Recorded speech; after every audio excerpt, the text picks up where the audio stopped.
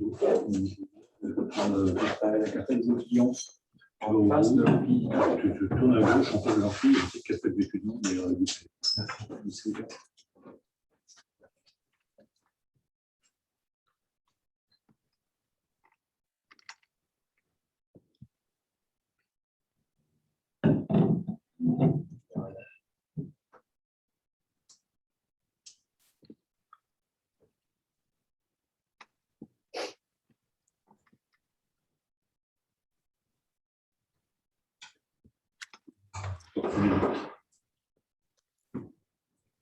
Hello?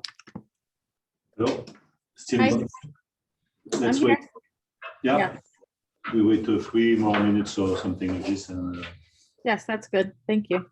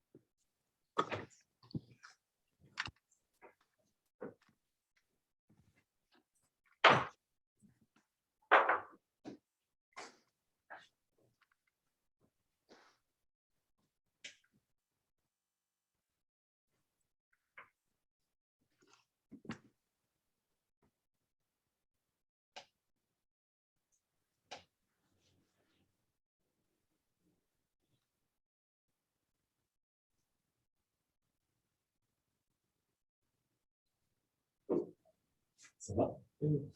C'est juste. C'est juste. Discussion.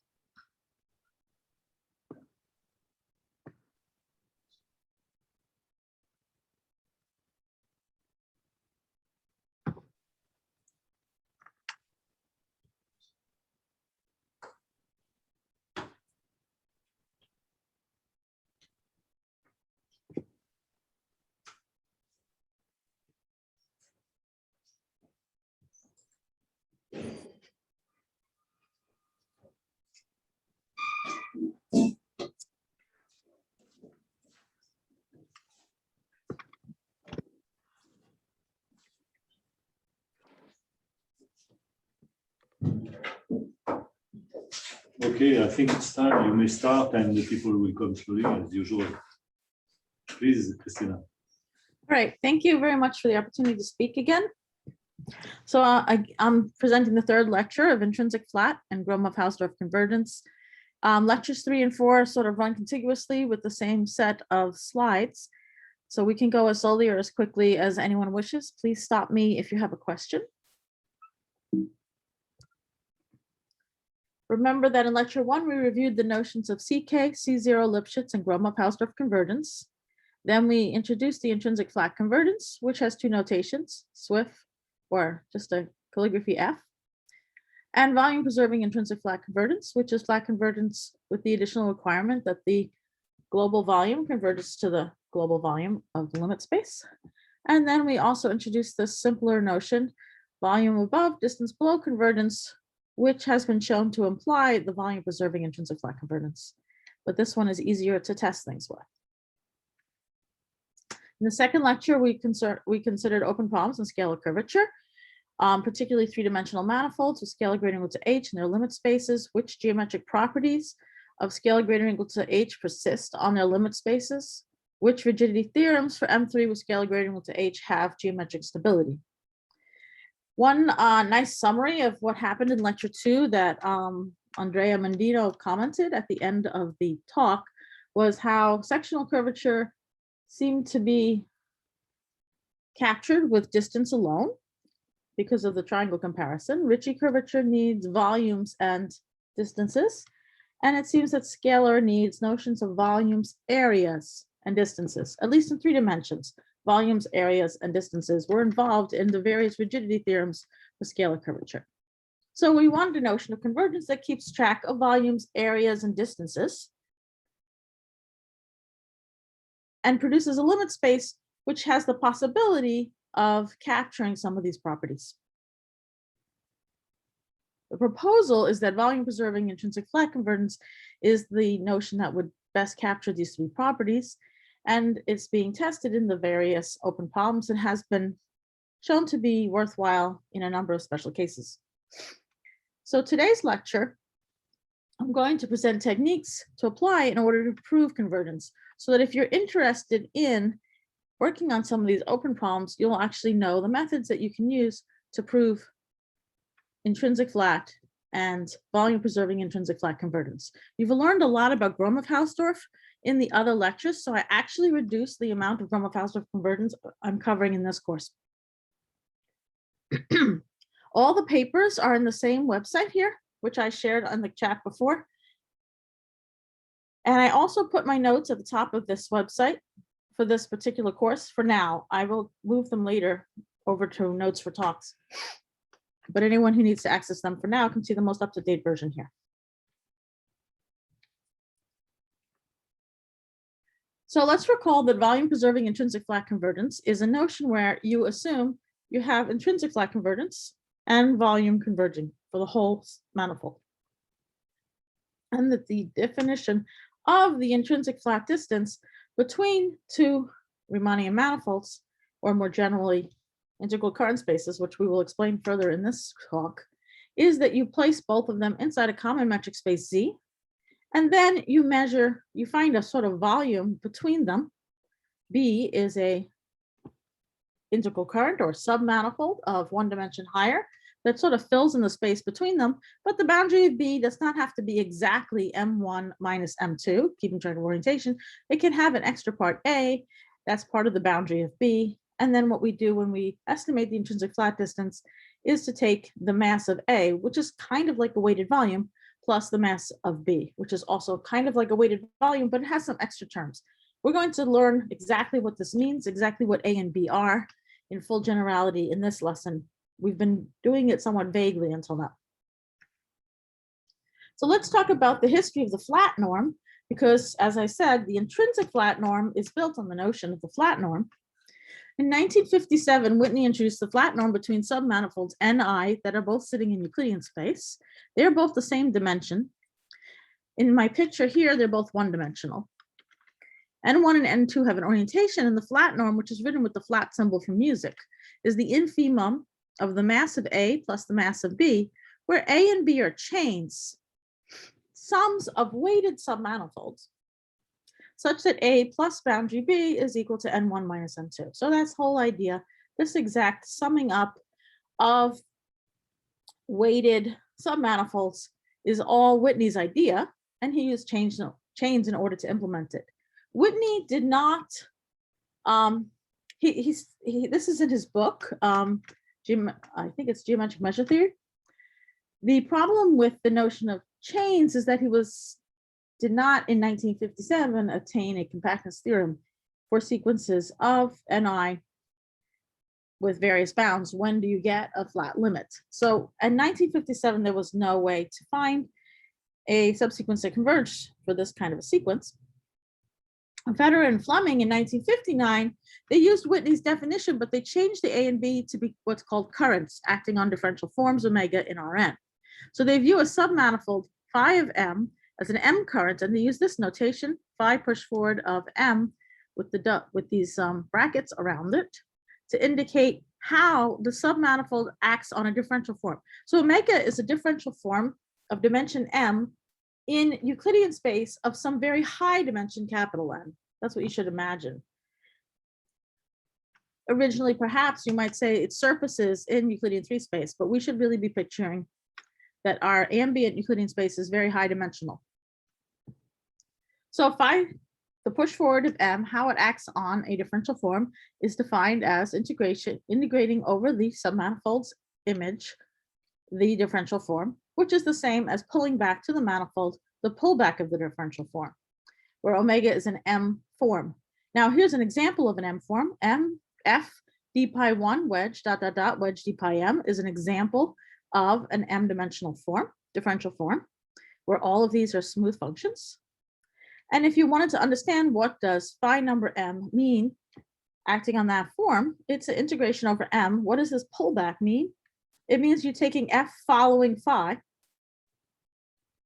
so that now we have a function defined on M. F following phi is a function on M. It's a nice smooth function. And then d of pi 1 following phi wedged up to wedge d phi m following phi, pi m following phi.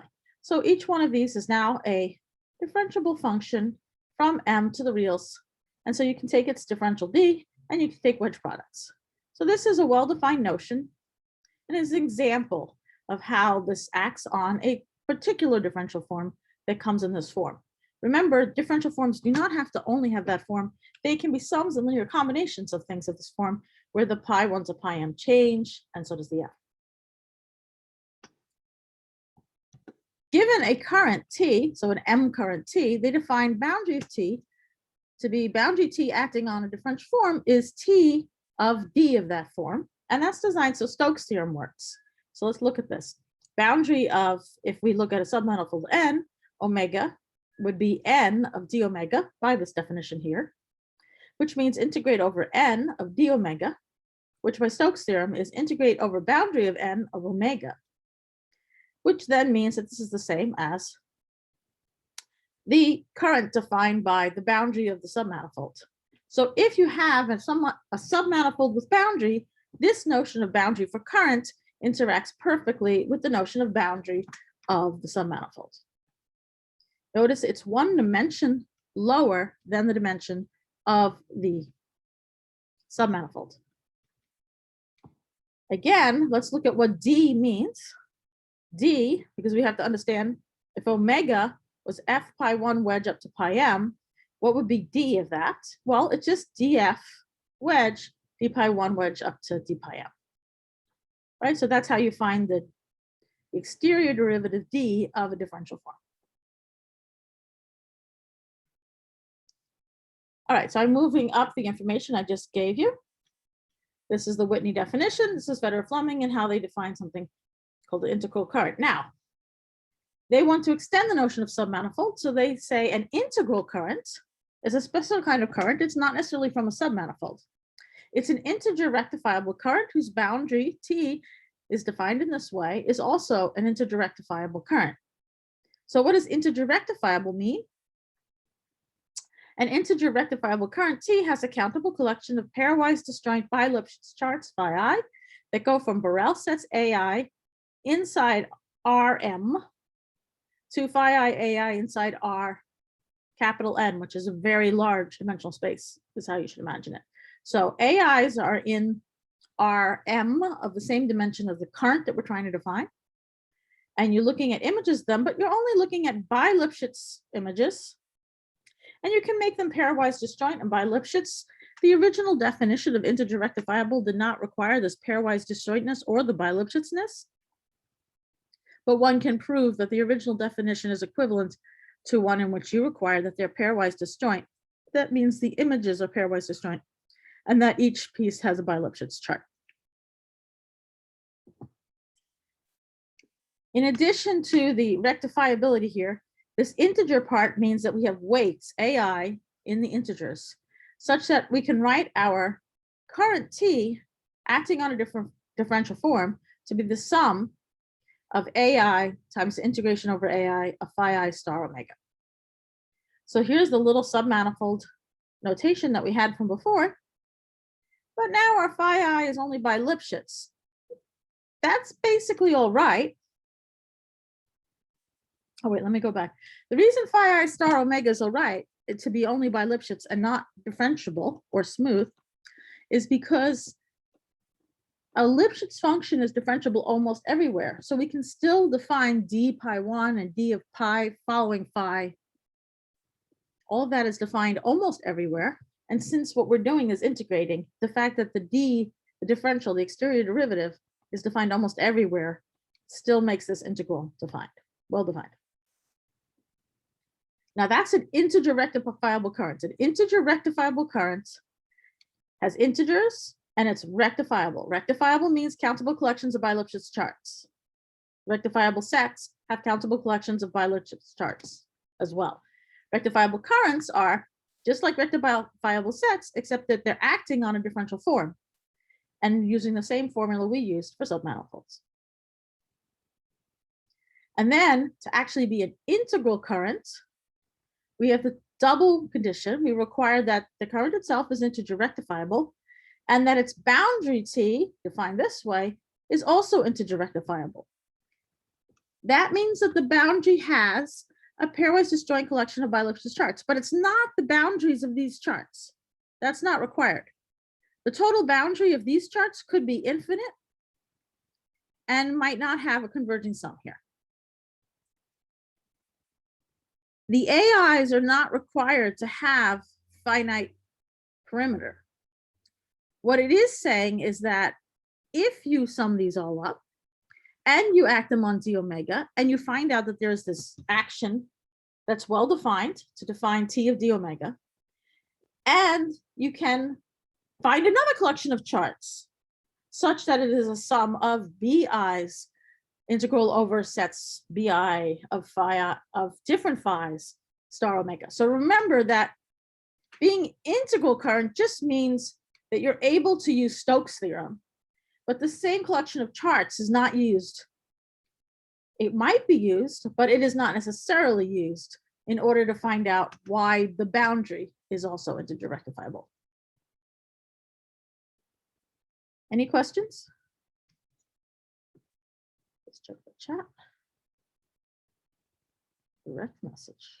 Okay, no. All right, so this is the 1950s. This is the start of geometric measure theory. In this world, they define the mass of T to be with this double bar T acting on Euclidean space to equal the sum from I = 1 to infinity of these integer weights. Now they're given absolute values times the Hausdorff measure of the images. Okay, so the mass of the space is a sum, it's the weighted volume. This M here matches the dimension of the current. And then the compactness theorem of Federer-Fleming, which is why this technique was so useful, is they proved this compactness theorem, that if integral currents Tj have support of Tj contained in a compact set, mass of Tj less than or equal to V, and mass of boundary Tj less than or equal to A, then there exists a subsequence Tjk and an integral current T infinity, such that Tjk minus T infinity in the flat norm, this flat norm here, but with A and B chosen to be integral currents, converges to 0. The important aspects of this compactness theorem is that they understand the property of the limit space. The limit space is also an integral current. Saying that the support of Tj is contained in a compact set is saying that when you test T restricted to a compact set, that's the entirety of T, is the best sort of way to say it. They're not, the images of these charts aren't going off somewhere else. They're all confined to a compact region inside this large Euclidean space Rn. Furthermore, the boundaries of Tj flat converge to boundary T infinity. This should not be the cal F, this should be their flat. Okay, the boundaries will converge. And the limit of the masses is bigger or equal to the mass of T infinity. So this is an extremely useful property, which allowed them to then apply this compactness theorem to study the plateau problem, looking for a sequence of submanifolds whose, say you're sitting inside Euclidean 3 space, you're given a curve, a closed curve, and you're asking, is there a submanifold that's minimizing the area among all submanifolds with that boundary? So then they could take a subsequence of the submanifolds getting closer and closer to achieving that boundary. The boundary would be fixed in that case. So they would have this bound. The areas would be converging down to the infimum of areas. So this bound would exist. They cut and ensure to have they in a compact region using a cutting process. And then they have that there exists a subsequence and an integral current T infinity such that this goes to 0. And because of this, the mass of the T infinity is actually equal to the infimum of all those areas. So they solved Plateau's problem, but the limit that they found was not necessarily smooth, it was an integral current. And then this also solves many higher dimensional versions of the same thing.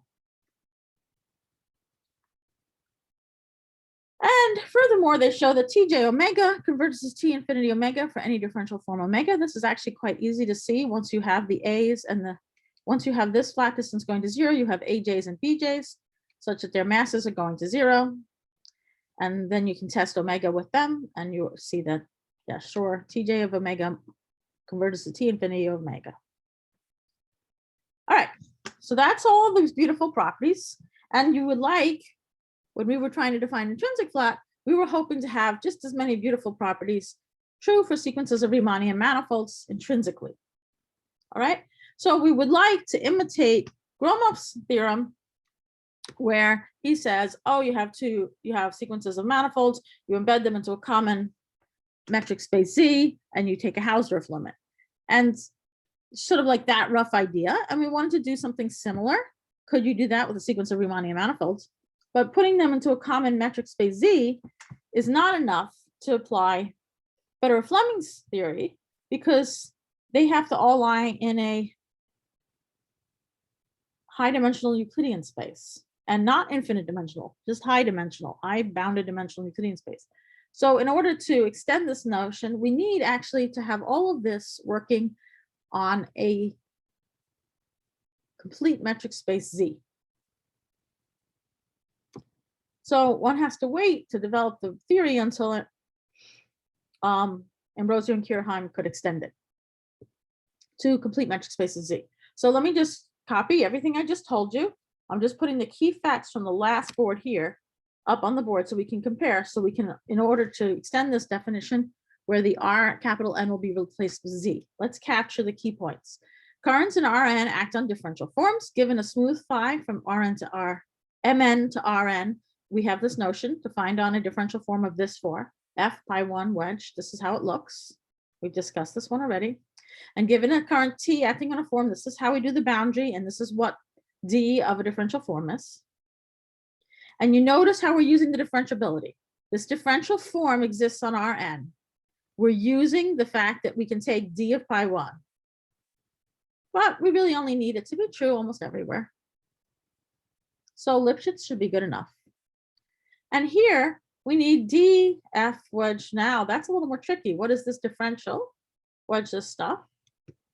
Okay, again, it seems like Lipschitz should be enough. So what De Giorgi's proposed in 1995 was for a complete metric space Z, we want to define currents. So what we're going to do is imitate these two facts. Replace the differential forms F d pi 1 wedge d pi m with tuples F pi 1 dot dot dot pi m, such that F from Z to R is a bounded Lipschitz function and pi I from Z to R are Lipschitz. Now, all those beautiful properties of differential forms that you learned, where you can permute them and you get negative 1 to the order of the permutation, all of those properties are lost. There is nothing in here in his definition of tuples that says that if I reorder my pi i's that I alternate my sign with switches of pi i's. He's just saying abstractly, we're going to talk about tuples, and this tuple is different from, completely different and unrelated to F, where we've reordered the pi i's. There's no relationship whatsoever. Then he says, given a Lipschitz function phi from mm to z, define a current acting on tuples of the form phi number m of f. Now he wants to imitate this one here that was in Federer-Fleming. He's going to imitate this. Integration of m, exactly the same. He's just set up the action on a tuple to match this exactly. So a submanifold acting on a tuple will have all those alternating properties because differentiation here on M, which is smooth, this differentiation, when you reorder it, will have the -1 to the sign of the permutation. So the tuple itself doesn't have permuting properties, but the current defined by a submanifold, a Lipschitz submanifold, does have those alternating properties. And given a current T acting on a tuple omega, he wants to define boundary T omega equal T d omega again, but now he needs to define what is d omega. So we need to define d of f, this tuple here. What should d of this tuple be so that it looks almost exactly like this one? If it looks like this one, then we should get Stokes to work. So let's see, we need f pi 1, the d is going to take us up.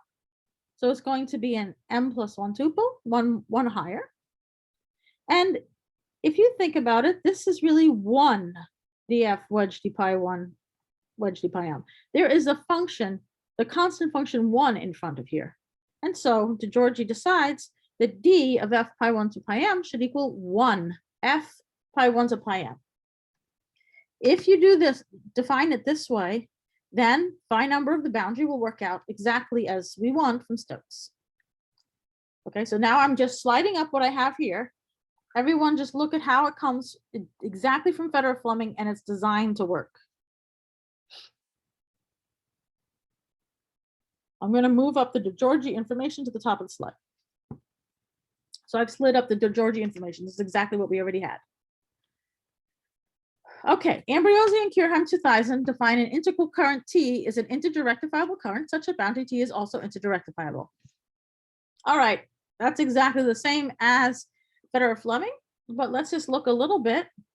What was integer rectifiable? T has countably many pairwise disjoint by Lipschitz charts and weights AI and Z such that, okay, almost exactly as in Ambrosio-Kirchheim, T of f pi 1 to pi m is going to be integration of AI f following phi d and all this. Now AI is a Borel set sitting in our M, so you can integrate over it.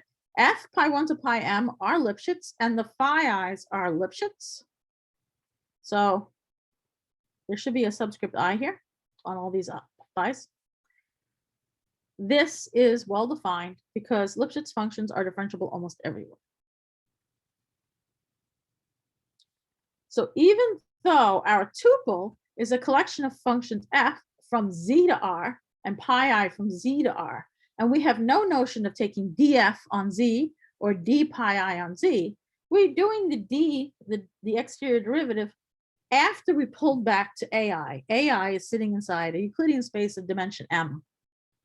So this d is well defined. This wedge product is well defined.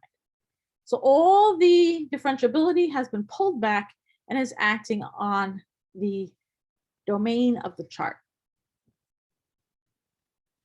And then they also require that you don't want to include any of these sums unless it's finite. So they are requiring that T has finite weighted volume, which takes the form of I equal 1 to infinity of the norm of AI, the Hausdorff measure of the phi I AIs. This is well defined on Z. Hausdorff measures we talked about already, and absolute value of AI is of course defined. If this sum is finite, they say it's integer rectifiable. So this finiteness was not required in the work of Federer-Fleming, but it is required in Ambrosio-Kirchheim. They require this upfront as part of their definition of integer rectifiable. They actually write it differently. I wrote an equivalent thing that's easier to state than their definition. So to be an integral current, you have both T has this and boundary T has another set of charts. And the other set of charts also has to have this to be finite. Any questions?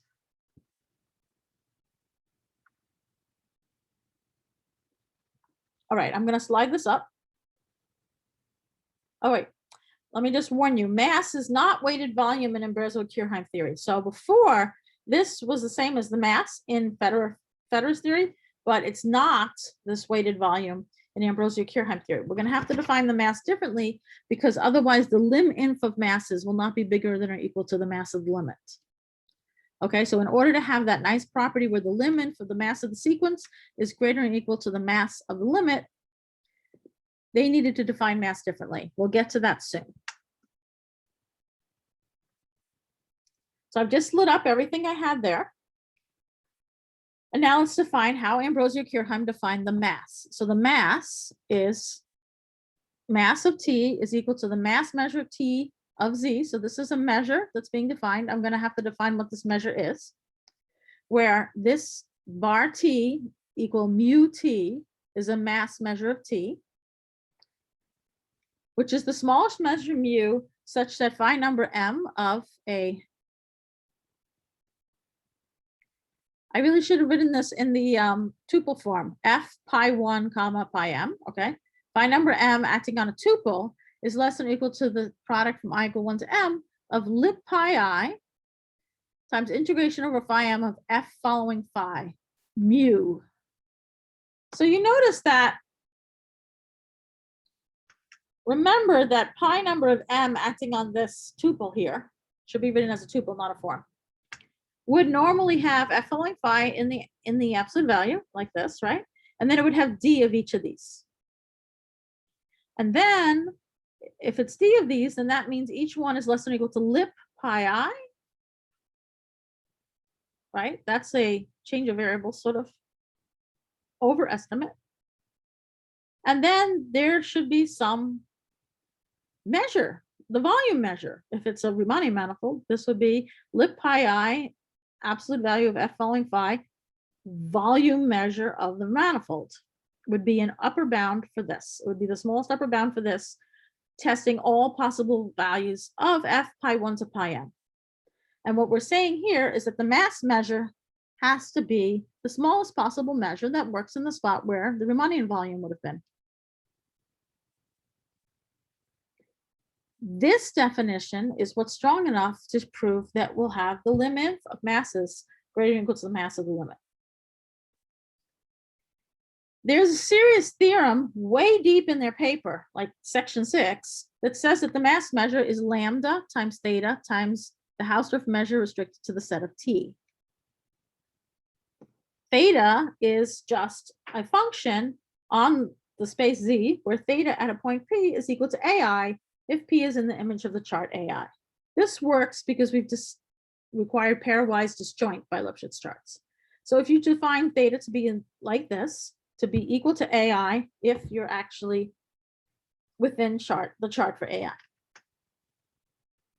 I don't care what, theta doesn't need to have a value outside the image of the charts, because here we're only looking at the Hausdorff measure restricted to the set of T, which is only positive for points inside the image of the charts and in the closure of the image of the charts. Lambda of P is some number between a little constant depending on dimension and a big constant depending on dimension. These two constants are computed as what's called an area factor, and we'll discuss this some more. And the set of T is the points in Z such that the limit as R goes to 0 of this mass measure of a ball divided by R to the M is greater than 0. So these are the points of positive density. We're not including cusp points. We're only including points of actual positive weight. So HM restricted to set T is saying we're basically studying Hausdorff measure, restricting ourselves to set T. Any points that don't lie in set T do not contribute to this mass measure.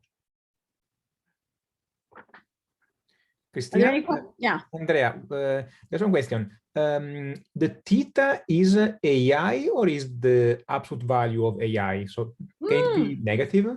Yes, yes, of course, it's the absolute value of AI. This is okay, a thanks. typo. Thank you very much. Thank you so much. Yes. A kindly stated correction. Anyhow, yes, it should be absolute value of AI. We want a positive measure here. And let me add one more point here. Because this lambda P is between these two constants that are not bounded away from 0 and infinity, this mass measure is bounded on either side by weighted volume. Okay, so if you can control, it's hard to estimate this mass measure. Really very hard to figure out lambda. Figuring out this lambda function is very difficult and involves tangent cones and things of the sort. But for most proofs, you just use the fact that lambda is between these two constants, and you just need to figure out the theta HM restricted to set T part, which is much easier to work on. So that's what's important to keep in mind, that we're really, thanks to this bounds here on the lambda, we're really only needing the weighted volume in order to complete our estimates from above or below. So to find this limit, for example, the weighted volume is enough to check if this is greater than 0. And that makes it much easier to figure out the points in set T. The only reason you need this complication of having this lambda is because if you want the limit for the mass measures to actually equal some bigger than or equal to something, then you really needed the mass measure to pull that off. All right, so I think I just lit up. Yeah, all I did was slide up the information from the last slide, tighten it up here, so we can refer to it when I introduce the next point.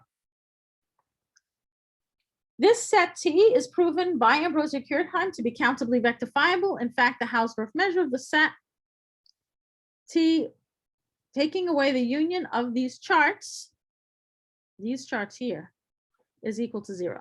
So the charts that are used to define the integer rectifiability are in fact charts that can be used to cover set T almost everywhere. The dimension here of this almost everywhereness is Hausdorff dimension M, where T is M dimensional. It is not the Hausdorff dimension of the capital space Z that we're sitting in, not inside that metric space Z. It's the dimension of the T, of the submanifold. They proved the compactness theorem, the same one as Federer-Fleming, but with an entirely new proof, and their proof also provides a new proof for Federer-Fleming's compactness theorem. So if you want to learn all this geometric measure theory, I do recommend just going to Ambrosio and Kirchheim's 2000 paper and learning everything there. And if you happen to be in Euclidean space, that's fine. You can use this theorem anyway. In the case where Z happens to be Euclidean space, lambda is 1.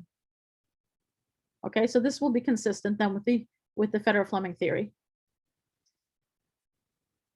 Compactness theorem of Ambrosio-Kirchheim says if integral currents Tj have the set of Tj contained in a compact set, the mass of Tj less than or equal to V and the mass of the boundary Tj less than or equal to A, then there's a subsequence Tjk and an integral current T infinity such that Tj omega converges to T infinity of omega for all omegas. So testing it on all tuples omega, you get Tj converging to T infinity. Then you can show the boundary of Tj's converge to the boundary of T infinity, testing it on all tuples of 1 dimension smaller. So I used eta to represent a tuple of 1 dimension smaller. And you get the limit of the masses works. This is actually proven in multiple theorems in their paper, but I put it all at once so we have it in nice and concise, everything that we have at once.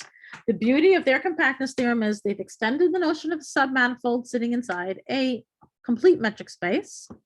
They've extended Federer-Fleming's compactness theorem to the setting where you're just sitting in metric spaces. And they still have that if you have a sequence Tj converging to T infinity, then the boundaries converge and the masses the limit for the masses is bigger or equal to the mass of the limit. All right, so we have all this. This is beautiful. This is 2000. And so Stefan Wenger, who was a postdoc at NYU at the time that I was working with him, he was working with Gromov, and he was interested in looking at this problem as well. He was an expert in Ambrosio-Kirchheim theory because he was Lang's student, and he wanted to help with the project of proving the intrinsic flat distance, to define an intrinsic flat distance that would be a natural definition that comes out of combining Gromov's idea of taking infimums over embeddings into metric spaces of overall distance preserving maps, but then using a flat distance inside the limit space. So here we go. There it is, the same definition I've defined before. But now the key thing is that we're using integral currents a la Federer-Fleming, Ambrosio-Kirchheim's integral currents here for our A's and B's. So I had promised you all along that I would tell you what rigorously this infimum was, and this is now the rigorous definition. The push forward of a Riemannian manifold, you know what it is now. You know what this means, how it acts on a tuple.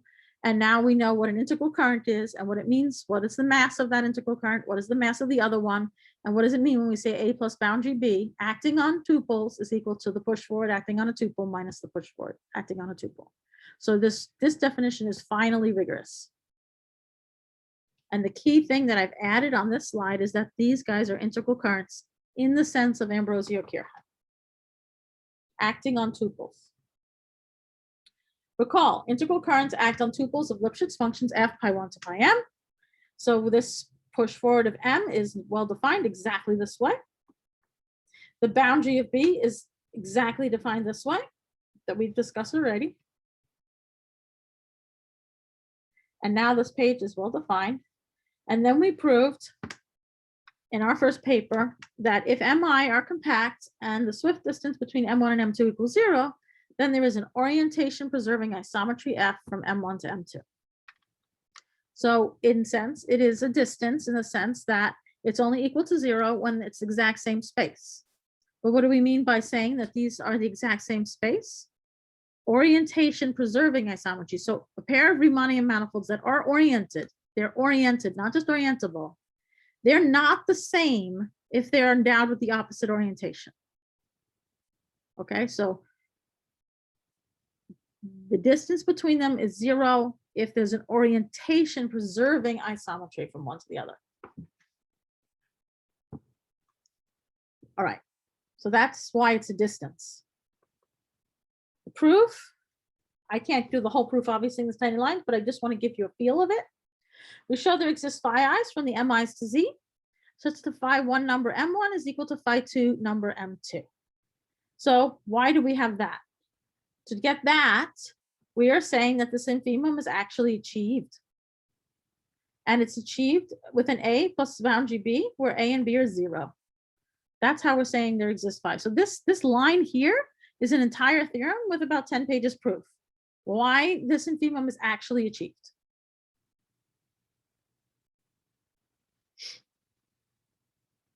Then we say, let phi be the phi 2 following phi 1 inverse. So we put them both into the same space. And now we're going to define our function f, our orientation preserving isometry, will be to take phi 2 following phi 1 inverse. This works because they have the exact same set. They are the same current, so they have the same set. So therefore, on this set, we can do this phi 2 following phi 1 inverse. Every point of positive density inside M1 is mapped to a point of positive density inside M2.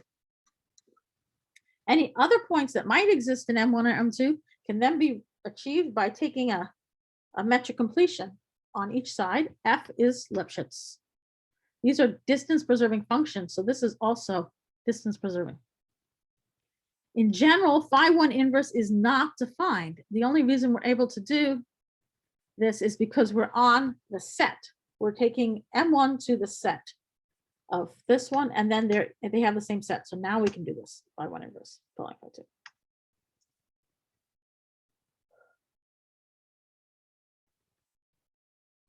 We need to define the Swift limit spaces,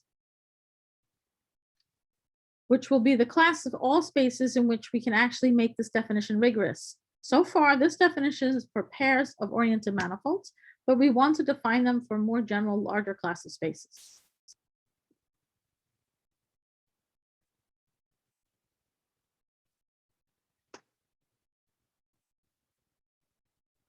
All right, so let's look at our images again that we had discussed before. A sequence of Riemannian manifolds converge in the intrinsic flat sense to the following limit, which is an integral current space. Stefan and I looked at many examples before we came up with our definition of what an integral current space should be, but this example was one of the most informative to us because we saw the countability of charts here, and the total summing of the masses of the charts or volumes of each of these spheres was going to be finite. So we felt that we should be able to define an integral current space as a rectifiable set with some sort of orientation and weights. So the vague definition from Lesham 1 was that an integral current space is M rectifiable, which means it is countably many bi-Lipschitz charts, same dimension M, and it's well-defined M-1 rectifiable boundary. and the charts are oriented and have integer valued weights. This was a vague definition. But now we can define integral current spaces rigorously because we can use Ambrosio-Kirchheim theory to make this much more precise.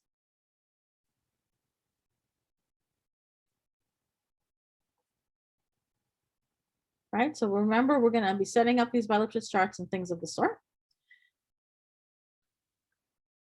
So recall that the flat limits of Federer-Fleming of an Orient submanifolds were integral currents. So remember what an integral current is. This is our definition from Ambrosio-Kirchheim. I'm just bringing up exact paste of what we had before because we don't have a blackboard that I can point to. Okay, so this is the exact definition from before. I want to be able to refer to it when I define our integral current spaces. So our key idea was that integral currents generalized oriented submanifolds in Z. That was the key idea of Ambrosio-Kirchheim, generalizing oriented submanifolds in Z. But now we want to generalize oriented Riemannian manifolds that are not sitting in an ambient space Z. They are all alone. Each individual Riemannian manifold is its own space. So what we defined was an integral current space is a metric space, XD, with an integral current T such that the set of T is actually equal to X. So we're demanding that we have a metric space XD, and on top of the metric space, we also have a T such that his set of positive density is the whole space X.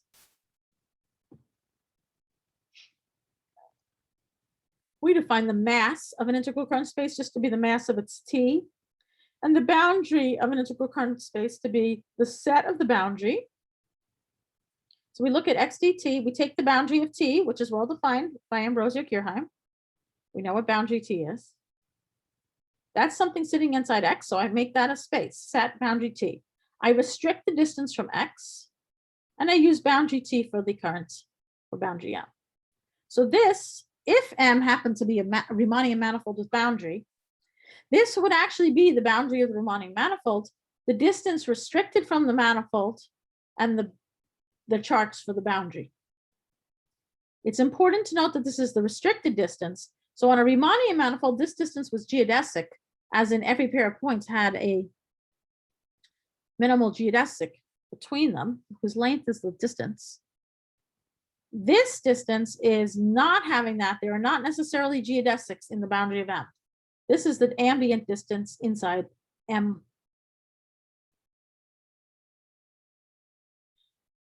With this definition, we end up that X is countably HM rectifiable because he's the set of something. He has to be countably HM rectifiable. He's actually covered by those charts that are used to define T.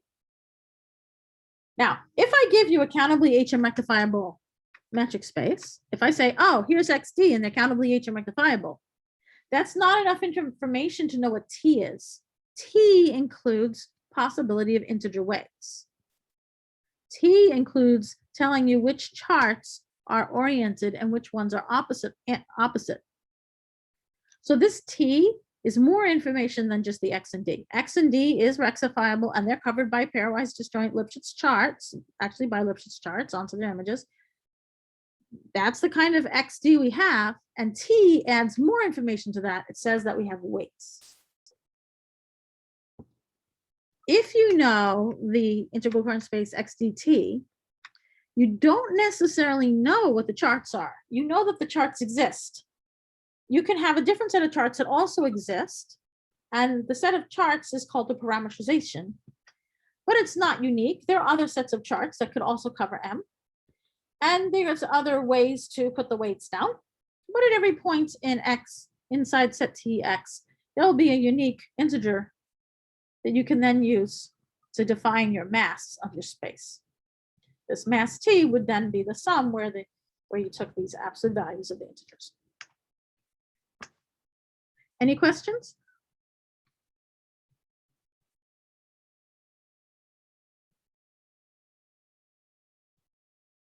All right. So keep in mind these integral current spaces are like metric spaces. They are individual and separate, and they don't live in an ambient place. An oriented Riemannian manifold is a metric space, MDM, that we've already talked about, with a smooth collection of charts, and the distances between points are infimums of lengths. And the volume of a set U inside the space is the Hausdorff measure. That's a Riemannian manifold. An integral current space, XDT, is a metric space XD, and an integral current T such that set T equals X, where set T is the set of positive density for the measure defined by T. So it has a countable collection of bi-Lipschitz charts that are oriented and weighted by theta, which is a function from M to Z. And mass M of U is equal to this mass measure T of U, where the mass measure is now theta lambda HM. So while before volumes were just Hausdorff measures, now we have the theta coming from the weight, and lambda is this area factor that's between two constants. It might not be a connected metric space. It might not have even a single geodesic. Remember, we had that sequence of spheres with lots of long tubes between them, and that the limit was a sphere with the restricted distance from Euclidean space. That's an example of an integral current space that has no geodesics at all. No pairs of points have any geodesics at all. The boundary of the space is boundary M, dm. The current defined by boundary M is usually put the double brackets around it to emphasize this is the current that acts on tuples. The D is restricted from M. It's not the D of boundary M, it's the D of M. So even if the original M was geodesic and had geodesics between every pair of points, its boundary will most likely not have geodesics between points that lie inside boundary M. The boundary M is equal to the set of partial T, D, partial T. This is for the more general setting if it's not a Riemannian manifold. A compact oriented manifold is an integral current space, M, dm, M with weight theta equal 1, mass of U equal to volume U is HM of U. All right, that's just summarizing everything we have. And the boundary is this boundary, and it has a restricted distance dm. All right. Now we want to find the intrinsic flat distance between these integral current spaces. So I have a pair of integral current spaces, x1, d1, t1, and I'm saying that the Swift distance between m1 and m2 is the infimum of the flat distance between them and z of the push forwards of the current structures, where this phi i's were distance preserving maps, where di was the distance used to define phi I. Here, phi number of t as acting on a tuple is equal to T of F following phi pi 1. So that's all well defined. And the infimum is taken over all complete metric spaces Z and over all distance preserving maps phi I from Mi to Z. And here's our old picture we've had all along. And this is the version with the weights now, where you will be filling in with A's and B's that are integral currents. But now we might need some weights on them so that we can really understand how to get from this weight to this one. All right. So this is all well defined now. Notice what we're pushing forward is the TI. The way to act on a tuple is what's pushed up forward. A is acting on a tuple, partial B is acting on a tuple, the push forward is acting on a tuple, minus this push forward is acting on a tuple. That's the information we're keeping track of. Not the specific list of charts, that's a parameterization, but how it acts on the tuples of Lipschitz functions.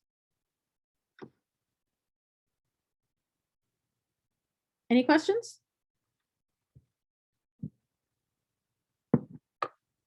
All right, so it's the same image as before, it's just that now we know the rigorous definition. So this is the same as before, I just slid it up a bit. Here's the new theorem. If Mi are compact and the Swift distance between M1 and M2 equals 0, then there is a current preserving isometry F from M1 to M2. So this is actually the theorem we proved. And in the case where Mi were oriented Riemannian manifolds, we proved that current preserving meant orientation preserving. But let's just show you a little bit about this.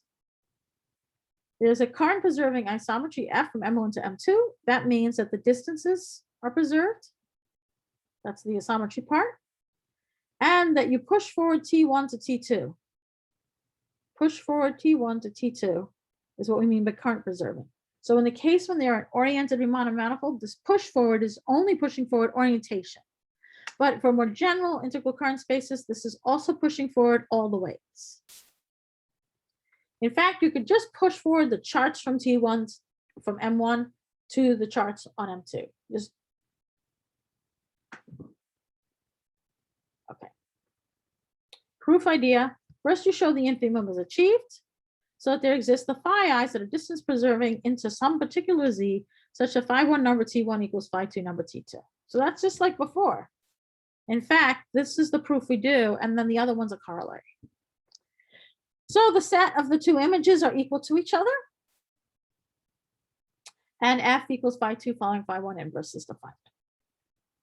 There's a couple typos here. I will fix them on the notes if you on these slides before you download them. All right, so it's the same proof as before.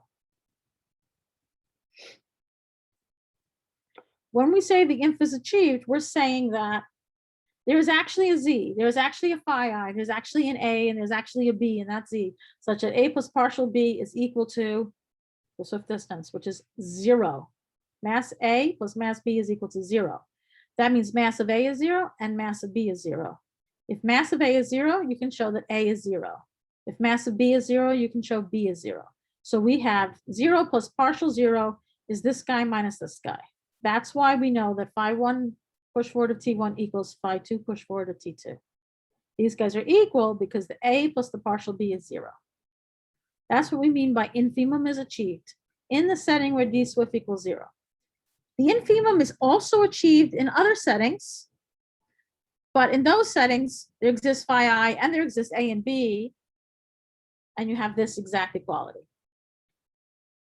That we did prove the infimum is achieved in all settings, but in the particular case where the infimum is achieved and it's equal to 0, we conclude phi 1 number T1 equals phi 2 number T2, that their sets of positive density are the same, and therefore we're able to set up this map to the z inside the set, then pull back out from inside the set over.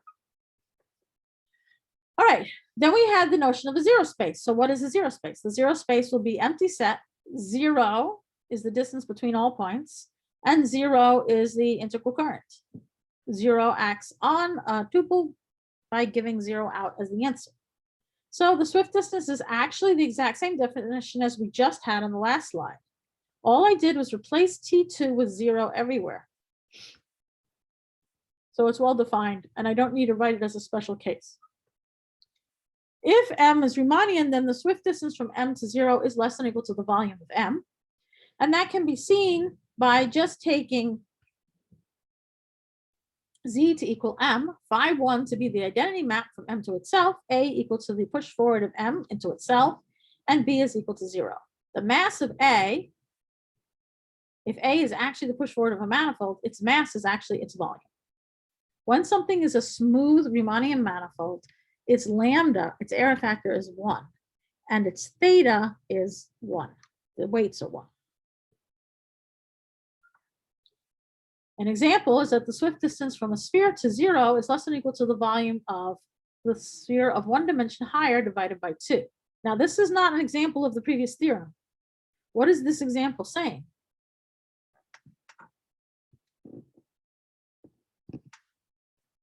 This is a new example. The Swift distance from a sphere to 0 current is less than or equal to half the volume of a higher dimensional sphere. We're actually filling it in with a B to prove this example. Take Z to be this higher dimensional sphere. So phi 1 from SM to the equator inside the sky is distance preserving. Okay, the distance between points on the equator is exactly achieved by geodesics running inside the equator. Note that if I took Z equal to the disk, this would fail to have a distance preserving map phi 1 from SM to Z, because the shortest distance between points inside a disk is a straight line, not an arc. Okay, so we can't take Z to be dm plus 1. We wouldn't have a distance preserving map. Okay, that's fine. We'll take D to be the Z to be the SM plus 1. And then for my B, I'm just going to take the current defined by the upper hemisphere. So if I use the upper hemisphere sitting inside Z, then its boundary is just the equator. And we'll take A to be 0. So then let's see what we have. We have 0 plus the boundary B, which is the equator, is equal to the equator minus 0. Yes, that fits the rules up here. So if we have this, we have exactly found distance preserving maps. We've found a sample Z, and we found an A and a B.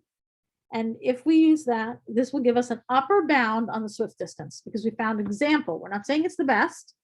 We found an example. And so this should be less than or equal to the mass of A. A was 0, so the mass of A is 0, plus the mass of B. What is the mass of B? It's the volume of the upper hemisphere, which is half the volume of the sphere, of 1 dimension higher. Are there any questions?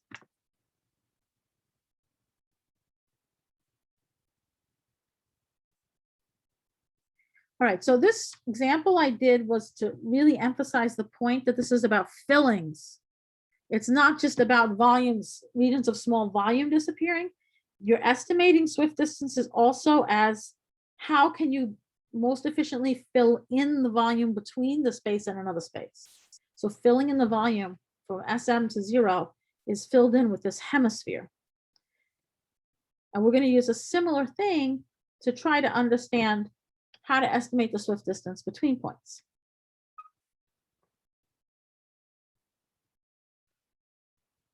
All right, so I'm not going to go straight to estimating. This is just something to keep in mind for the future.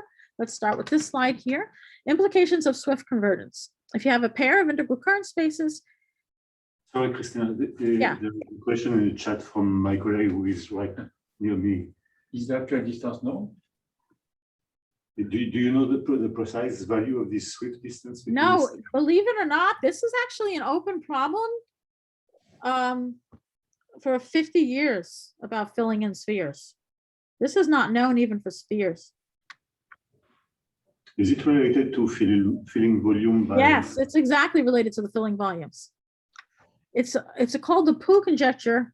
Gromov talks about it in filling Riemannian manifolds quite a bit. It's not proven.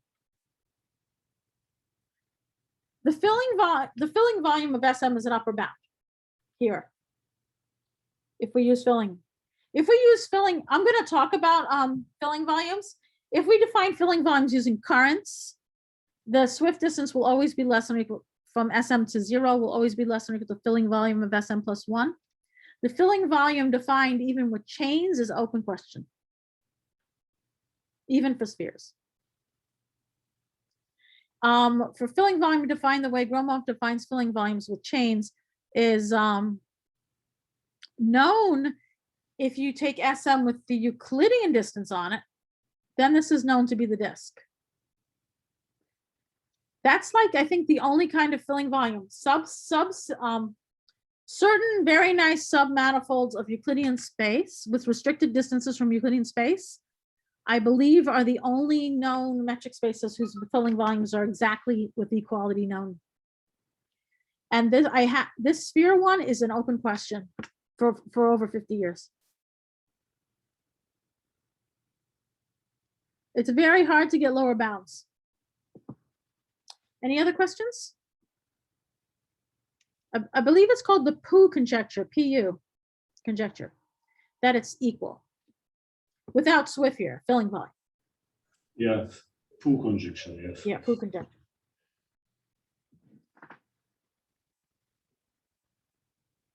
All right. All right, so I had mentioned already about how this infimum is actually achieved, but I want to talk about it when it's not just equal to 0 right now, okay? So you just have two Riemannian manifolds or two integral current spaces, and you have this infimum and you have a swift distance, and we proved that the infimum is achieved.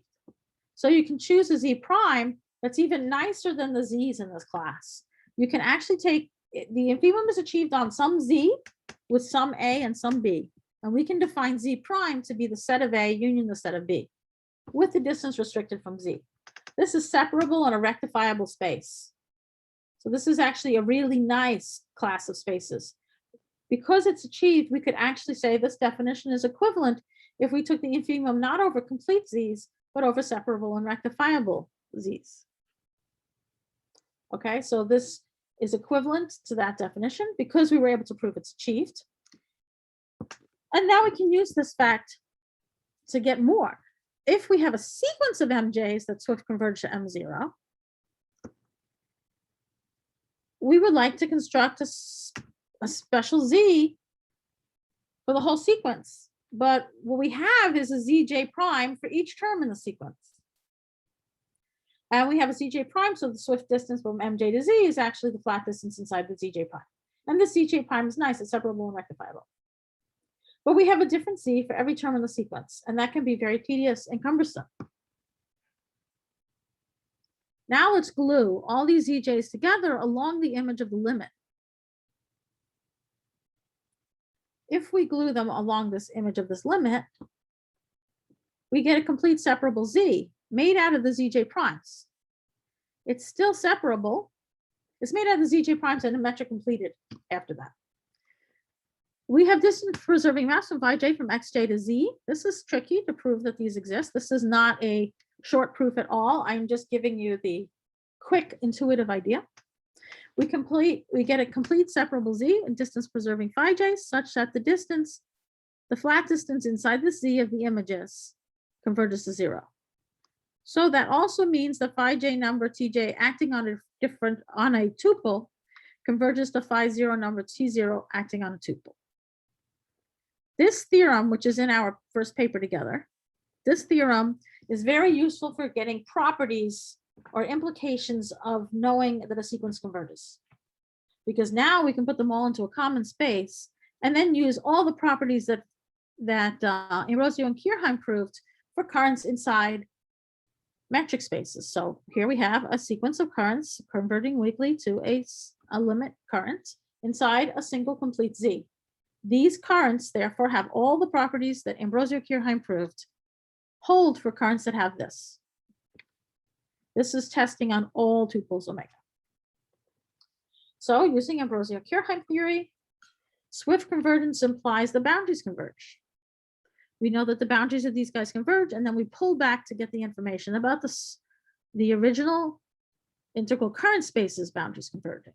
Okay, so these are the spaces converging. We now have the boundaries, the spaces are converging. In order to have this theorem, it was necessary for us to define that the boundary of an integral current space had the restricted distance from the original sequence, okay? That's why we have that strange definition for boundary. If you have a sequence that swift converges, the limit of the masses is greater than the mass of the limit. That directly follows from this, from Ambrosio Kirchheim immediately. So we had the two properties we really wanted. You can say that at this point now, we basically have the key attributes of intrinsic flat convergence that we wanted when we made the definition in the first place. The first attribute was we wanted a sequence of manifolds to converge under very weak settings. We wanted boundaries to converge to boundaries, and we wanted to control the volumes, at least from above, for the limit.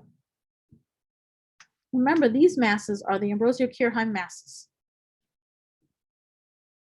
All right, so then we have this theorem. It says that if MJ Gromov-Hausdorff converges to MGH and the volumes are bounded below and the volumes of the boundaries bounded above, then there's a subsequence that swift converges where the swift limit is inside the Gromov-Hausdorff limit or the swift limit is 0. I mentioned this theorem before, and now we can prove it. The proof is by Gromov's compactness theorem. We have the Gromov-Hausdorff limit to a compact limit. So he said you can actually produce a compact metric space Z and distance preserving maps to the compact space Z such that the Hausdorff distances are going to 0. So that's what we have from this part. All right, so we have the ambient space Z, and it's even better than our usual ambient space. It is not just complete separable, it is compact. That's very strong. Ambrosio Kirchheim compactness theorem said that if you had a bunch of currents who were sitting inside, whose sets slide in a compact set, then, and they had upper bound on their mass and upper bound on the boundary mass, okay, which we have here. If you have those three, then there's a subsequence that so that the currents converge to something, some T infinity. So now we have push forwards of the currents converge to some T infinity. We say that the set of T infinity, well, let's examine that. That's the set of positive density of T infinity. You can show if you have a point here with positive density for T infinity, then there had to have been points in the set of TJ that we're getting close to it.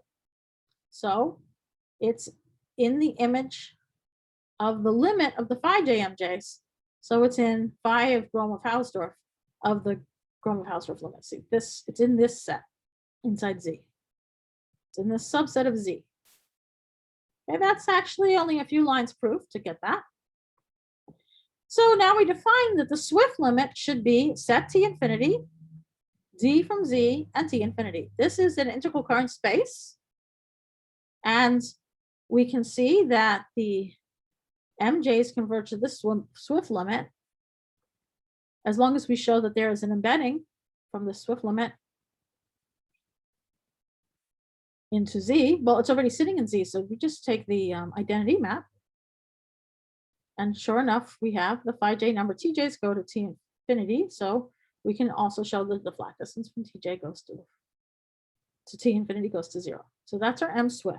You might say, how is this inside the Gromov-Hausdorff limit? Well, he's sitting inside the distance preserving image of the Gromov-Hausdorff limit. So in that sense, yes, he's sitting inside the Gromov-Hausdorff limit because this is isometric to the Gromov-Hausdorff limit. So in that sense, he is sitting inside the Gromov-Hausdorff limit. Now, maybe he's 0 because Ambrosio-Kirchheim's compactness theorem says subsequence converges to T infinity. Their T infinity might be 0. So if the Ambrosio-Kirchheim's compactness theorem gives 0 as T infinity, then our M Swift limit is the 0 space. So this is very straightforward proof. And in our paper, we actually say this is a consequence of Gromov's compactness theorem, Ambrosio-Kirchheim compactness theorem. It's not really any new theorem at all. It's a combination of these two with careful, precise explanation as to why each one of these steps works. Now, much more difficult to prove, and in an entirely different paper, Wenger proved his compactness theorem. So he proves that if you have a sequence of integral current spaces whose diameter is bounded above, whose mass is bounded above, and the mass of the boundary is bounded above uniformly, then a subsequence Swift converges to M Swift, and possibly M Swift equals 0. This theorem is very difficult to prove. It is not in any way a consequence of this combination, because this is now including sequences that don't converge in the Gromov-Hausdorff sense. He does sort of imitate Ambrosio-Kirchheim's compactness a little bit, how they prove their theorem, but he has the fact that it's not sitting in a finite dimensional,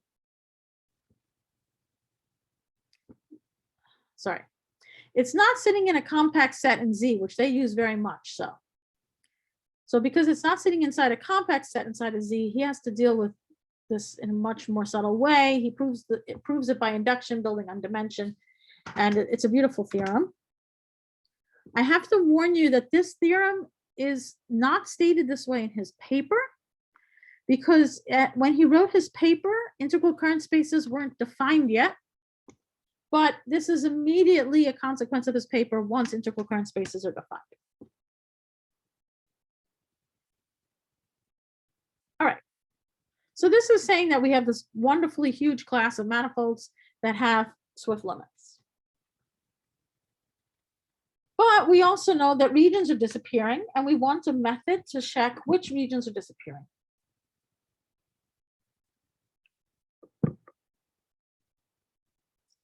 Would people like to have a break, or shall we move forward? It's up to you to decide. I mean, Yeah, I mean, I'm going to start with some filling and more complicated things soon. But everyone's fine with this. I'll just keep going. That's fine. Okay. Okay, so we're going to use filling volumes to try to prevent a region from disappearing. A region which disappears could disappear because the volume is getting small, or it could disappear because a higher dimensional B can be found. So a filling for the region disappears. Okay, now when we mentioned filling volumes before, just in conversation, we were talking about global filling volume or the whole manifold. But right now we're going to have to talk about filling volumes just for regions inside, because some of the regions will disappear and some won't. And we want to discover which does, we need to understand which regions have small fillings. So let me tell you about Gromov's filling volume. Portuguese was also a postdoc at NYU. that I worked with, because CUNY is near NYU. CUNY is a public university, NYU is a private university. And so anyway, they have lots of postdocs. So Portuguese was a postdoc there, and he was interested in these problems with Gromov's filling volumes. But we're going to extend the definition from Gromov, and we're going to be taking the infimum over integral current spaces. So we'll define the filling volume in this setting of a manifold or an integral current space to be the infimum of the mass of one dimension higher integral current spaces whose boundaries are equal to M in the sense that they have current preserving isometries from the one to the other. Okay, so to remember that the distance on this boundary is the restricted distance from the big N. So we're having that the boundary, there's a distance preserving map here, and it's also current preserving. It's possible. I'm sorry, Yeah. there's a question in the chat. Yes. Question in the chat. I'm not seeing these chat, even though I have chat here. Oh, here it is.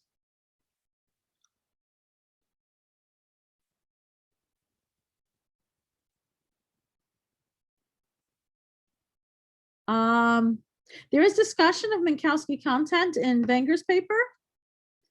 I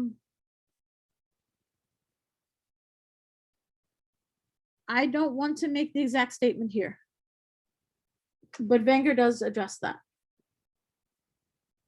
Sorry for the short answer, but it will be kind of long.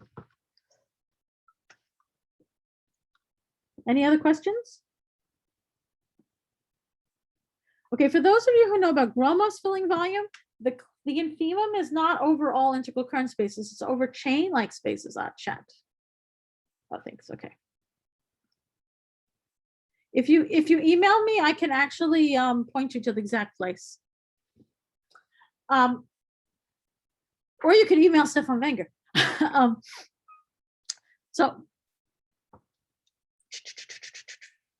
All right, so Gromov's filling volume is not defined with integral current spaces. This paper predates Ambrosio-Kirchheim theory, and it's over chain-like spaces. And his infimum is not achieved, but this infimum is. Okay, so that's the advantage of using Ambrosio-Kirchheim theory to fill it in. We fill it in with integral current spaces, with the definitions of boundaries this way, and we use masses. The infimum is then an Ambrosio-Kirchheim mass, not a weighted volume. Gromov's has a weighted volume. So this is an interesting distinction. This should probably be investigated some more, but this is the version that we need in order to control Swift convergence. Okay, it is possible that this infimum is smaller than Gromov's.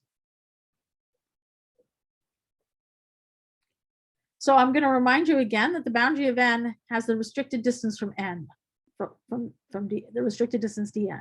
So that's important to keep in mind. So what we're saying here is that we have dN of f of p f q equals dm pq for all p's and q's in xm, the x for the m space. And the push forward of, this should say t, I don't know what, this is a typo. Sorry about that. Push forward of tn equals tm. I'll fix all these typos and repost this online. So example, the filling volume of SM dsm. So sphere with the distance on the sphere and the integral current structure from the sphere is less than or equal to the volume of Sm plus 1/2 that we just talked about. And the proof is exactly what we just talked about, putting it inside the equator. That's giving it an upper bound. Open is whether this is equal to Sm plus 1/2. This is not exactly Poo's conjecture, but yeah, if this one is true, then Poo's conjecture will follow, because as I said, this filling volume would be even smaller than the other one. Probably equal. Example, if this filling volume equals this, then actually the usual filling volume is equal to this because it's stuck in between. Example, the filling volume of Sm with the restricted distance from the disk is actually less than or equal to the volume of the disk. Now, the Gromov filling volume is equal to the volume of the disk, I believe by work of Barago-Ivanov, maybe earlier work. the filling volume in our case, this is now a question, is it less than or equal? Okay, the proof is just taking the image of the sphere onto the boundary of the disk. As long as it's a restricted distance from the disk, then this is immediately distance preserving. But if it's a restricted distance from the sphere, it's not distance preserving into a disk. It needs a hemisphere. Theorem: if BPR is a ball in integral current space M, then for almost every R, we can make an integral current space out of the ball. We cut out the ball, we use the restricted distance from M, and we use the charts for the ball. This theorem says that for almost every R, this will be an integral current space too. And so is boundary of the ball. The boundary of the ball has the boundary of the ball, restricted distance from DM, and this boundary as the charts. Now notice, they're both restricted from DM, and if the ball is not convex, this is not equal to the distance inside the ball. That's something to keep in mind all the time. But this is what we need to control. The filling volume of the boundary of the ball will then be less than the mass of the ball. And this will allow us to check if the balls disappear or not. We can study the filling volumes of a sequence of balls and make sure that they don't disappear. Is everything clear in this statement here? I didn't write the proof. I'll talk a little about the proof later, but is everything here quite clear? Okay, we're going to be studying filling volumes of balls to try to prevent balls from disappearing, to figure out which balls disappear. Some balls will disappear and some won't. Okay, so I think I just copied what I had. Yeah, all I did was slide up. I got rid of the examples, okay? Recall, P is in set T if the limit as R goes to 0 of the mass of BPR divided by R to the M is bigger than 0. That's the definition of a set. I'm rewriting all the stuff because we don't have blackboards, so I can't just point to them. The corollary is that P is in set T if the limit for the filling volumes is bigger than 0. The masses of the balls over R to the M bigger than 0, the filling volume of the boundary of RM bigger than 0. So this was applied in my work with Stefan Wenger and with Medvedev Portuguese to prove that M Gromov-Hausdorff equals M Swift if the MJs have a lower volume bound and Ricci bigger into H. So this is the non-collapsing Ricci case. We were able to prove MGH equals M Swift. Wenger and I proved it with H equal to 0, and Medvedev Portuguese proved it with H negative. Also, Medvedev Portuguese have a better proof, and I'm outlining their proof here. So use work of Perelman and Kolding and Gromov to say that there is some constant M HV such that the filling volume of the boundary of the ball is bigger than this constant M VH over R to the M. This is tons of work, okay? But the idea is that Kolding proved that if the volumes, that if MJs have these circumstances, have these hypotheses, and you take the Gromov-Hausdorff limit, you have the volumes converging. And he also proved very strong control on the balls in the sequence. This is Kolding. Kolding did this. Perelman showed that you get a sort of uniform contractibility for the balls. And Gromov in his filling Riemannian manifold showed that if you have that kind of contractibility, then the filling volume is bounded below, with constants that depend on the contractibility. A little extra effort to check on the scaling guarantees it's an R to the M here. This is crucial to get this R to the M. So we're combining three very powerful theorems from the past and examining them closely to get this. Now we use the corollary above about the filling volumes being bounded, this one, with the limit filling volume over R to the M greater than 0. Notice limit of this filling volume divided by R to the M is going to be CMVH greater than 0. We're having this true for all of our balls in our whole sequence with the same constant, because this constant only depends on dimension V and H. So the whole sequence has this property, and then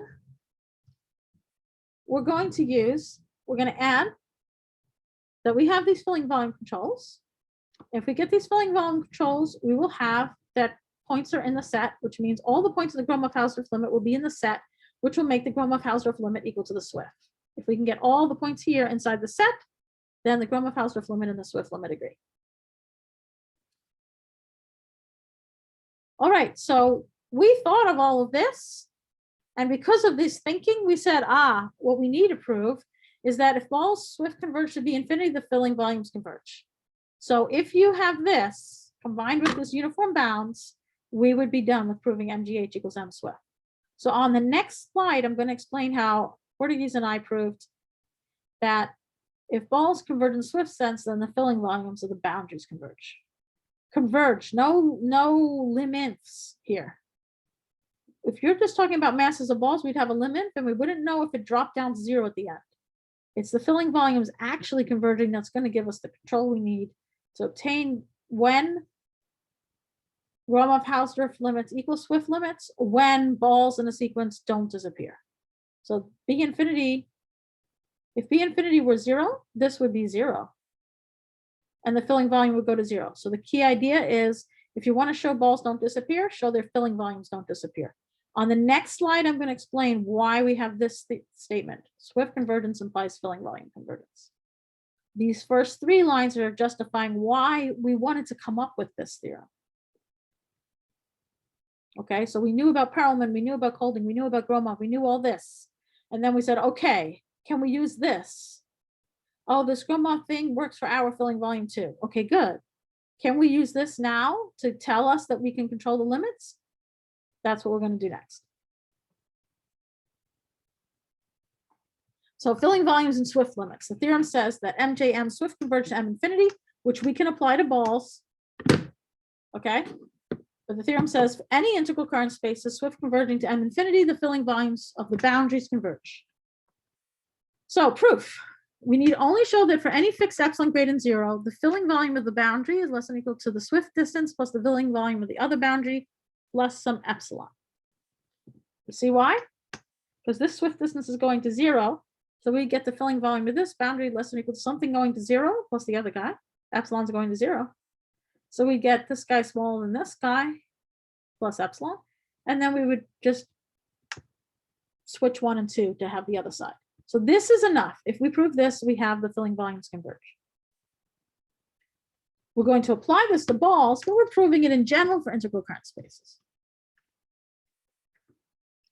Okay, the 4 steps have these 4 diagrams.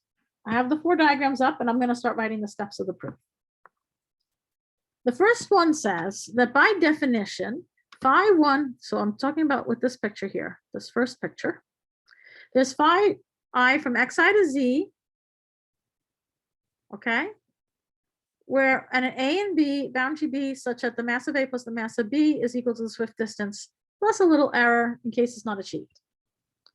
So here's my M1, here's my M2, I filled it in with the yellow B, and A is these 2 little green pieces. This is really the exact same picture I've done for Swift distances before, but I rotated it by 90 degrees. So this is our Swift distance estimate. This is our estimate on this. And I'm not using it's achieved because actually we didn't know it was achieved yet at the time, or I don't remember why we did this. But anyway, you can say it's less than this plus epsilon over 2. Second one, this second picture. We know that mass of A plus mass of B is less than or equal to Swift distance from M1 to M2 plus epsilon over 2. So what do we know about boundary of A? Well, remember A plus, we have right here, A plus boundary B is this stuff. So what do we know about the boundary of A? The boundary of A is the boundary of this guy minus the boundary of this guy minus twice the boundary of M, boundary of M. Of B, sorry, boundary B. So this just comes from this line. I want to understand boundary of A better. Well, the boundary of the push forward is the push forward of the boundary. That's very easy to check on tuples.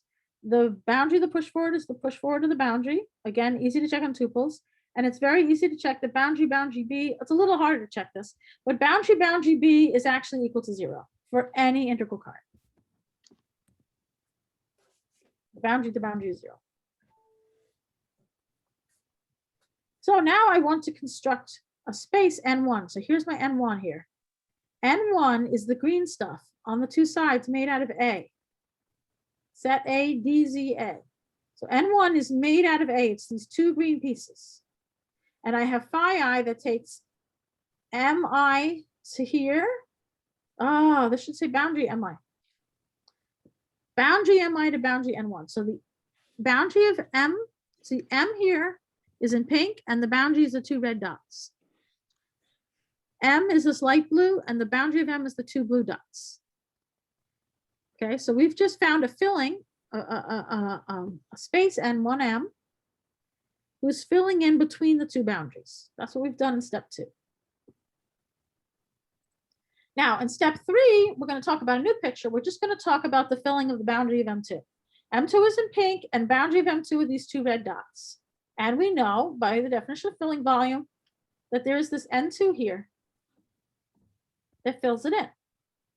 So there exists an N2, the boundary of N2 is equal to boundary M2, and the mass of N2 is less than the filling volume plus epsilon over 2. So we don't assume it's achieved. We have a little epsilon over 2 space, that's fine. And now the 4th step, we're going to actually glue this guy to this guy along the boundary of M2. So I take this blue picture, this picture here, and I put it over here. I take this picture and I attach it. And I'm going to take my green N1 here and my N2 that was purple, and I'm going to put them together to create a space N12. So I'm gluing the green N1 to the purple N2 along the boundary of M2. So along those two red dots, we glue them together and we get a space N12 of M. And the boundary of N12 of M, well, it's not here anymore. It's moved all the way over. His boundary is the two blue dots, which is boundary of M1. So now we have filled in boundary of M1. The filling volume of boundary of M1 is less than or equal to the mass of N12, which is less than or equal to the mass of N1 plus the mass of N2, less than the green part and the purple part. But the mass of N1 was the SWIFT plus epsilon over 2, and the mass of N2 was the fill vol plus epsilon over 2. So together they get up less than plus epsilon, which is what we needed. And we're done with the proof. Are there any questions?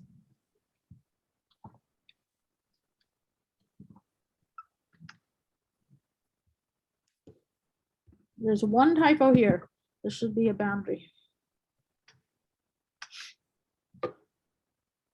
Once I see the video, I'll watch the video and then fix all the typos. Is someone trying to speak? No. Okay. All right, so now we know that if a manifold SWIFT converges to another manifold, or an integral current space SWIFT converges to another integral current space, the filling volumes of the boundaries converge. But I already said that if you have SWIFT convergence, the balls converge. So now we know that the fillings of boundaries of balls have to converge to fillings of boundaries of balls. So in this way, we're able to use the process we described before to prevent balls from disappearing. So we know, for example, for non-collapsing sequences with lower bounds on the Ricci curvature, nothing disappears at all. But in general, some points disappear and some points stay. And you can use this to determine which points are staying. You don't need to find an exact value for filling volume. You just need to know that the filling volume exists and is uniformly bounded. All right, so here's our theorem about the balls. The balls theorem is in this paper I wrote with Arzella Ascoli in the title. If BP is a ball in an integral current space, then the balls of an is also an integral current space for almost every R. There's a theorem that I wrote with Wenger, which says that if they SWIFT converge, we have the complete separable Z's, and they're all inside the common space C. And we have the theorem that if P naught is an M naught and MJ SWIFTs to M naught, then there are, okay, this is a new theorem. Then there exist PJs and MJs such that the distance inside the Z of phi J PJ converges to phi 0 P0. So we're using the fact that there's this common space here to define what it means for sequences of points to converge to a limit space. So if you have a point in the limit, then there's a sequence of points in the sequence whose images of those points inside that common space Z converge to 0.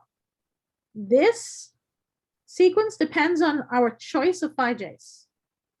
Okay, this pj depends on the choice of phi j's.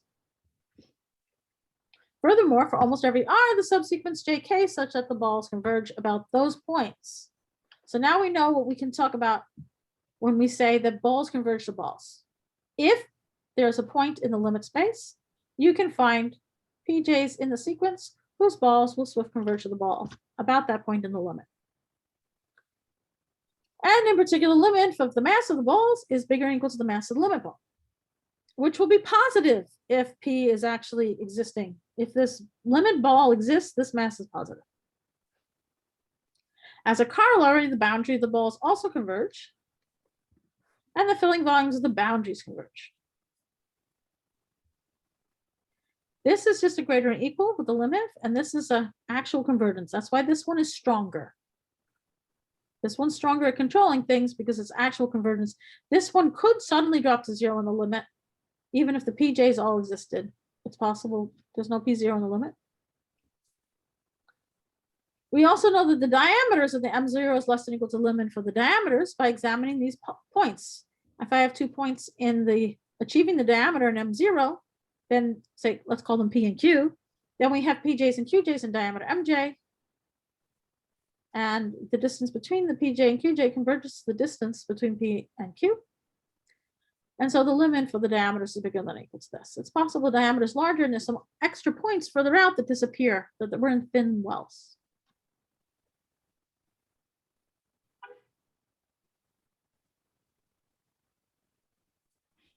So if one assumes that there's a swift limit who's not 0, this theorem has been proven basically using the same idea and the same process as this one over here with PJs, but doing all points at once. So you show that if MJ swift converges to a swift limit that's not 0, you have the complete separable Z and all these system preserving maps into Z, and then you get the convergence inside Z of images of MJ. And what this says is that you can then find domains inside MJ where the domains Gromov-Hausdorff converge to the swift limit. And the limit for the mass of the domains is bigger or equal to the mass of the swift limit. So the whole way to try to prove something like this is to sort of say, okay, this is chopping off wells. The thin wells that disappeared, the thin regions, the regions that have small volume, we're just gonna cut them off.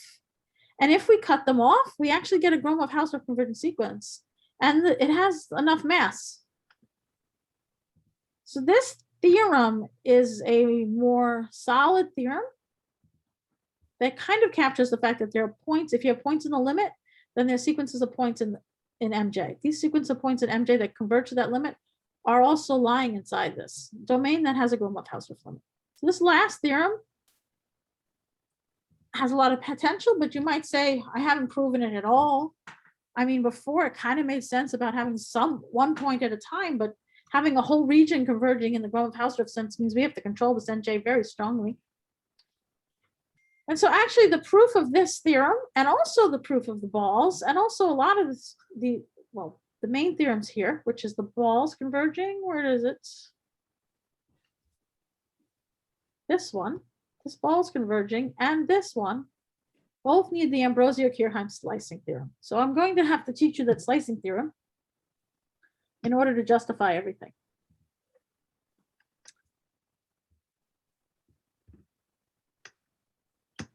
So this is the Ambrosio-Kirchheim slicing theorem, and it's based on an earlier slicing theorem by Federer and Fleming. And the idea is to slice up your manifold, to cut it, cut into many pieces, all right? So you're given a Lipschitz function f from our metric space Z to R, and we have an integral current T inside Z. So here's my metric space Z, and I have this integral current that I draw like a submanifold. So T is this light blue thing. I've tried to draw orientation to it, and boundary T is running around the outside of T. So that's what we're given.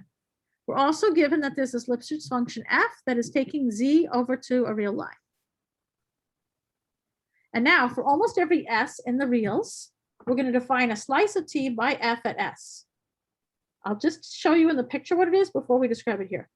The slice of this light blue T for this S is this line here.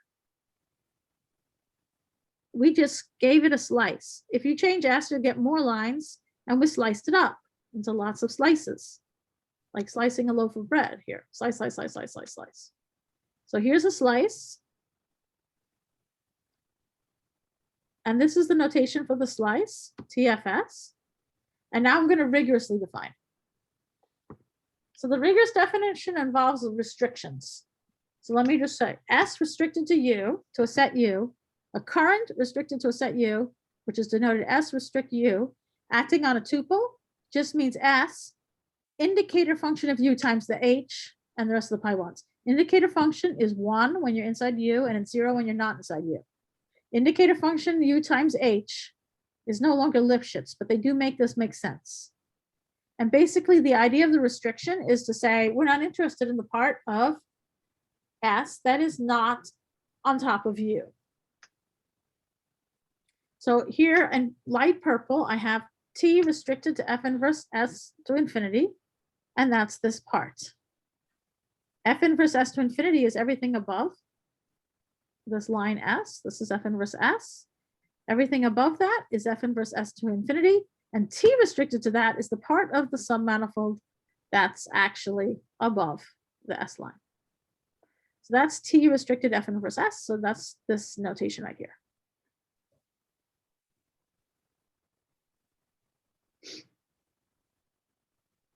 All right.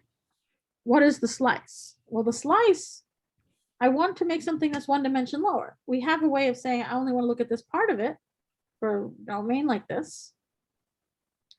So we're going to say, what is the boundary of T restricted to this? So the T restricted to this is this light purple part. Its boundary is go around here and across here and around top. That's its boundary. All right, but we're going to take negative its boundaries. That means just go around the other way. Or around this way. Negative the boundary is going around the other way, around this part where it's restricted. Then it says add the boundary of T. What's the boundary of T? This dark blue part. Restricted to F inverse of S. Okay, so the boundary of T restricted to the top half is this stuff. Boundary of T restricted to F inverse S. It stops there. Starts here, stops here. So I'm taking this negative boundary, which was going this way, and I'm adding this dark blue part from here to here, and that leaves us with just this purple slice. Okay, the purple slice starts here and ends there. Okay, so this is a well-defined thing. It's their theorem that it's an integral current. Okay, it's a theorem that this is an integral current. So what do they need to prove to show that this thing is an integral current? It's a current. This sort of thing is giving us a current. It's something that acts on tuples, and it's one dimension less than T because it's made out of boundaries. And now they want to say, why is it an integral current? Just because you have charts covering T and charts covering boundary T, why should you have charts covering this? So to prove it's an integral current, they control its mass. They have a theorem that says when you can bound the mass, you can get integral current to obtain an integral current. So they prove its mass, and the mass of the boundary is finite for almost every S and R. That they're only able to prove for almost every S. There are examples where there are bad S's. What you could imagine for an example with a bad S is if this submanifold actually stayed flat for a little while inside the S level before going up. Then the mass would be higher dimensional in some sense. The Hausdorff measure would be too large, and the mass would not be finite. If the surface stayed at this level and then continued upwards, that would be a bad level. But this says almost every level, almost every S and R, you end up with an integral current, and the boundary of the slice is equal to the slice of negative the boundary sliced. So we have control on the boundary. They control the mass of the slices and the mass of the boundary. In fact, they show that the masses integrated is equal to the mass of T restrict dF, which is less than or equal to Lipschitz F times mass T. And here, mass restricted T restricted dF, what this means is you take your H pi 1 through pi m minus 1 and you stick in the F here. So it's like H dF wedge d pi 1 through d pi m minus 1. Okay. T restrict DF is a higher dimensional. All right, this mass bound is basically how they get, if the integral of the masses is bounded, once they have this is bounded, they get the almost everywhere S's out of this kind of bound. And they do the same thing for boundary T. They apply boundary T to this, and they have boundary T here to get controls of the boundary. So first they get rectifiable, and then they get integral. All right, any questions on this? I'm sorry, Christina, we really need a break very soon. So Okay, I was gonna have a break whenever you want, so. no, but this would be the final break. We still have 2 more lectures after to follow. It's Can you But what, continue? I thought my talk ends at, I'm confused at the end time? it's 15 minutes over. Was- I'm 15 minutes over? I'm sorry, I should have. Can you continue this today? So, I'm no, very sorry, I'm sorry. No, I can stop here. I can stop here, I didn't realize it was 15 minutes over. I'm sorry, no I'm problem. very sorry, yes. That's fine. I'm so sorry, I didn't realize I had the wrong time in my head. All right, thank you so much, and Thank we you. will finish tomorrow. Thank you very much. I apologize for stopping you. No, don't apologize, you could have stopped sooner, sorry. Yes. So probably you'll postpone the proof of this slicing theorem tomorrow or anything like this. So are No, there I'm any gonna just apply it, yes. Yeah, okay, very good. Are there any Yes. questions? Very quick questions. Okay, if this is not the case, thank you very much. And Thank well, you. I'm really tomorrow- sorry to go over, yes. tomorrow you'll be the only speaker, so you could talk 3 hours. It's no problem. Okay, Sorry, bye bye, Christina. All Thank you. right, bye, thank you.